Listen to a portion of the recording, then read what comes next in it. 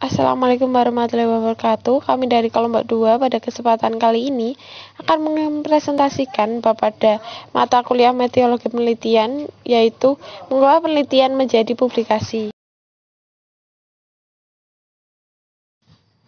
Sebelum kami melanjutkan, maka izinkan saya untuk memperkenalkan anggota kelompok 2, yaitu yang pertama ada Nabila Nurhaliza dengan NPM 084, kemudian ada Mas Mulyadi dengan NPM 096, kemudian ada Mbak Ayu Rofi Widayanti dengan NPM 118, dan ada Mbak Risa Pujuwitami dengan NPM 121, serta ada Mbak Philip Mukaroma dengan NPM 144. Bab pertama yang akan kami bahas yaitu mengapa sih kita itu harus mempublikasikan penelitian, karena sumber daya penelitian tersebar sangat tipis di sebagian besar akuntansi sekolah, terutama yang ada di luar negeri seperti Amerika Serikat. Banyak sekolah mungkin hanya memiliki segelintir peneliti aktif dan mereka memiliki tanggung jawab untuk menyampaikan pesan penelitian kepada rekan-rekan akademisi dan juga pada kandidat dokter pada saat hasil penelitian diasumsikan lebih menonjol di semua sekolah. Baik, yang selanjutnya yaitu ada imbalan langsung dari keterlibatan penelitian untuk departemen individu dan juga akademik yang dapat diklasifikasikan sebagai yang pertama ada aktualisasi diri, ada peningkatan kesempatan dan penunjukan serta promosi, kemungkinan seniorial yang lebih baik, peningkatan pengajaran melalui koneksi penelitian, ada juga kemungkinan remisi dari pengajaran ataupun administrasi untuk melakukan penelitian. Selanjutnya ada kesempatan untuk memenangkan hibah penelitian. Selain itu ada peningkatan ketersediaan penugasan konsultan atau konsultasi. Ada juga perjalanan ke luar negeri untuk mempresentasikan makalah di konferensi bergengsi di web bergensi tingkat internasional, ada ketersediaan untuk memberikan supervisi penelitian pasca sarjana, dan yang terakhir yaitu ada daya tarik sumber daya melalui mekanisme pendanaan universitas nasional seperti Research Quantum Index di Australia atau Research Assessment Exercise di Inggris.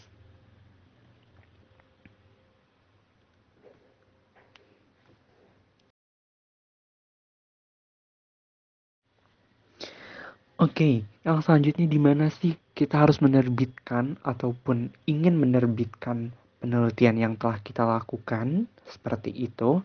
Oke, di sini ada beberapa tahapan. Yang pertama ada buku, di mana pada buku ini sendiri membutuhkan waktu lebih lama untuk ditulis dan jarang menghasilkan pujian akademik yang setara dengan jumlah artikel, jurnal, referensi teratas. Nah, buku ini juga cenderung memakan banyak waktu. Why? Karena di sini menyediakan sedikit waktu untuk penelitian lain, apalagi mengajar untuk periode lebih dari 6 bulan. Namun, itu mungkin bukan tempat terbaik untuk memulai.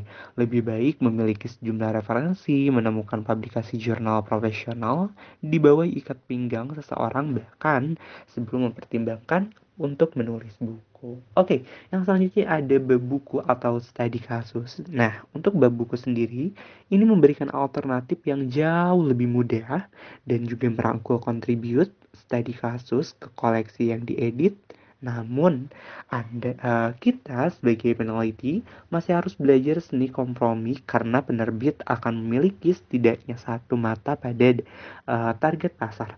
Sementara sebagai editor harus memastikan bahwa seluruh volume sesuai dengan gaya rumah tertentu, biasanya miliknya sendiri.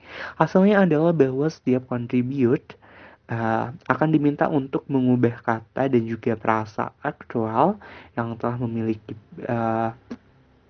yang telah dipilih oleh mereka dan dipaksa untuk menambah ataupun menghapus paragraf yang mereka yakini tidak perlu atau esensial di masing-masing hal tertentu. Oke, yang selanjutnya yang ketiga di sini ada laporan yang ditugaskan. Oke, apa sih laporan yang ditugaskan ini? Nah, setelah kita mengembangkan bidang keahlian yang diakui, misalkan akuntansi, umumnya terkait dengan topik penelitian doktoral.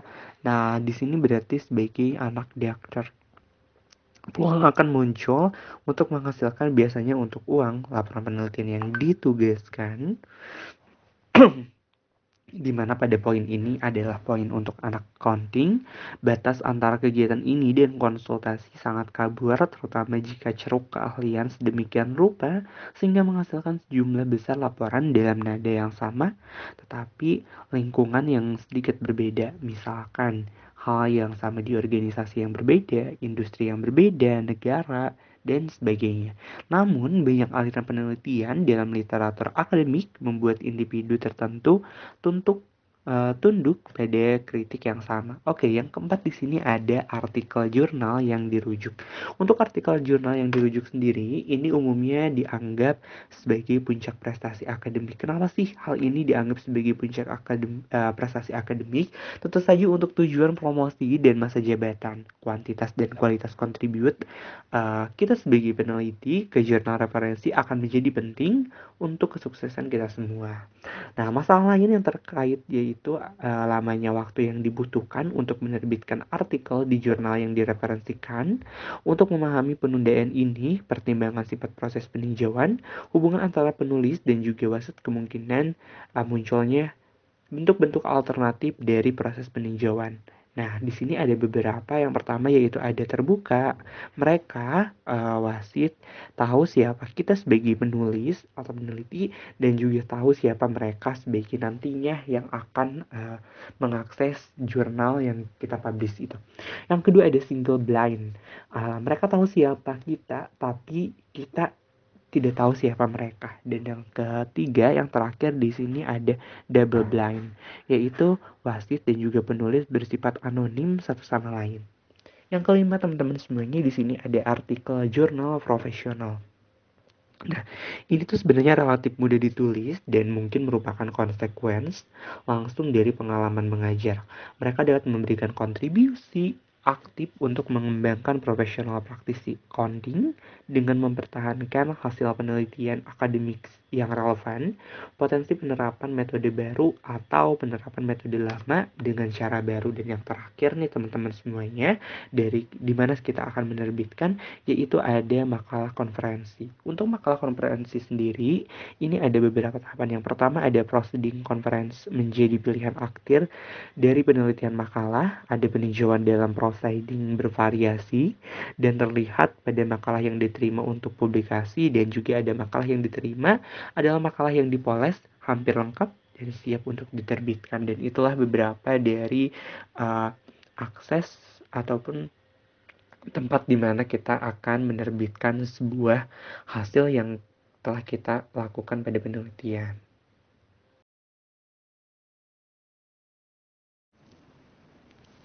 Materi selanjutnya yaitu mengenai apa yang harus dipublikasikan. Dalam hal ini ada 4 bagian. Yang pertama yaitu analitis dan non-empiris. Topik penelitian yang menjelaskan sebuah informasi secara sistematis berdasarkan literatur ekonomi dan teori utilitas seperti dalam Journal of Accounting Research. Jenis penelitian yang digunakan adalah penelitian teori kritis. Kemudian yang kedua, empiris, topik penelitian yang memfokuskan pada penelitian perilaku manusia dan lingkungan. Data yang digunakan berasal dari studi berbasis survei atau arsip. Kemudian yang ketiga yaitu struktur sosial politik, topik penelitian yang berorientasi pada pengembangan suatu kasus dari instansi atau lembaga resmi mengenai sistem akuntansinya. Topik ini dapat diaplikasikan pada penelitian eksperimental.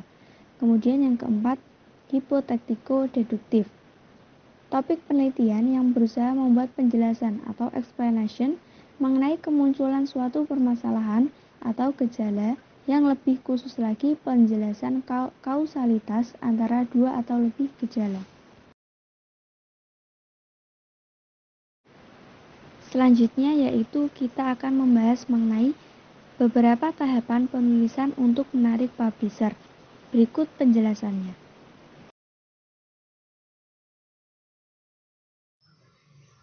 Yang selanjutnya mengenai permasalahan penelitian. Peneliti harus memastikan masalah yang diteliti memang layak untuk diteliti.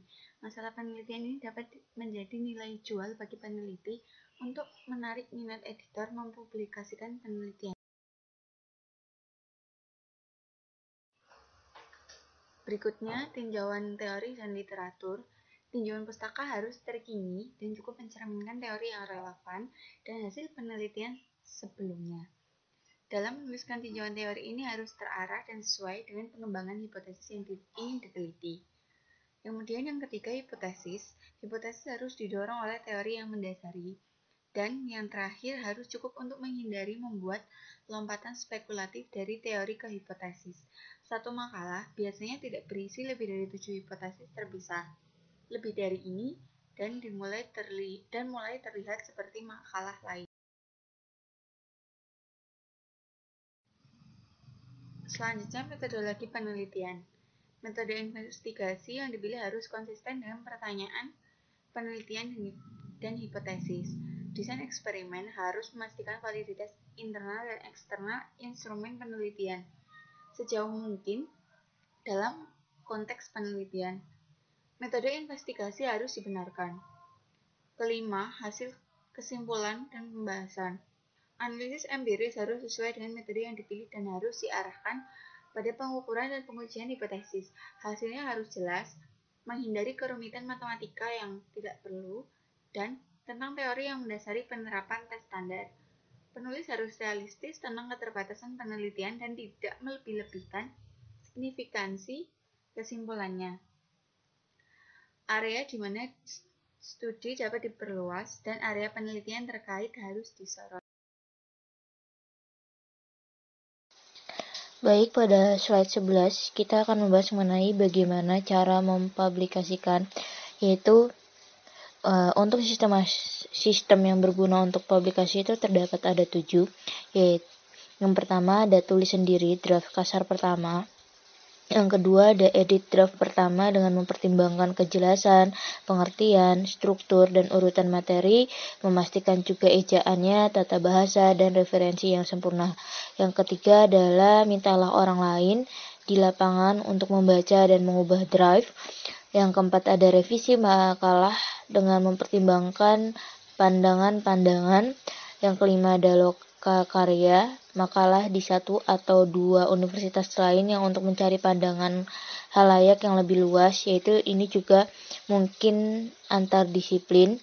Terus juga ada yang keenam itu adalah kirimkan makalah ke konferensi yang disegani di lapangan.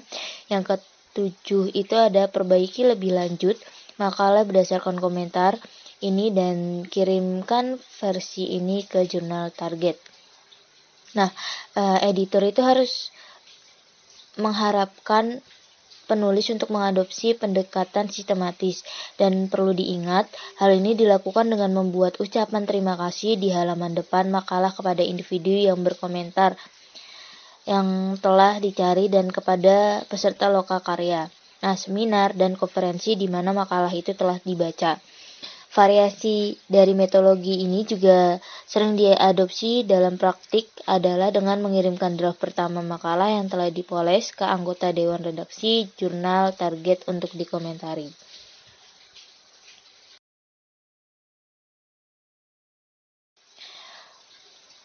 Nah, dalam menargetkan jurnal di tempat pertama yaitu periksa editor dan anggota dewan redaksi saat mengirimkan makalah, tulis surat pendampingan singkat kepada editor ketika makalah itu telah memasuki proses review dan tetap bersabar. Nah, step selanjutnya itu kita dapat melakukan dengan menulis surat pertanyaan atau mengirimkan email setelah 3 atau 4 bulan berlalu tanpa tanggapan. Jadi kita dapat kayak follow up lagi dengan lewat via email jika dari kurun waktu 3-4 bulan itu belum ada tanggapan dari editor tersebut.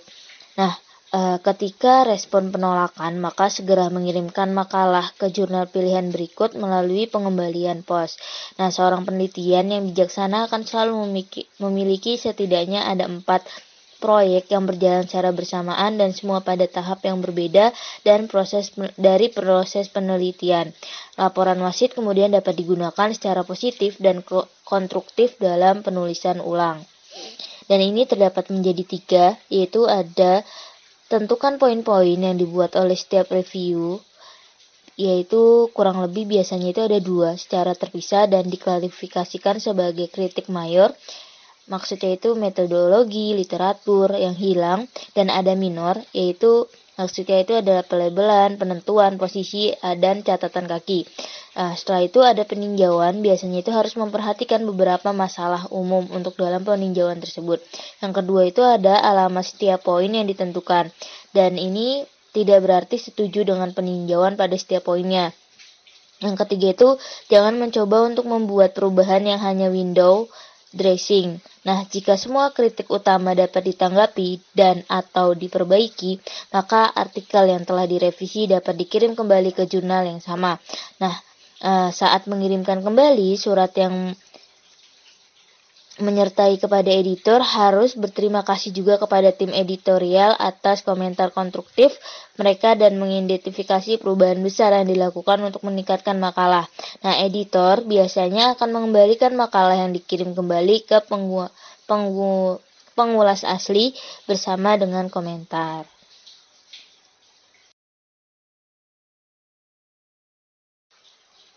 Baik, cukup sekian dari pemaparan dari kelompok kami. Kurang lebihnya mohon maaf. Wassalamualaikum warahmatullahi wabarakatuh. Terima kasih.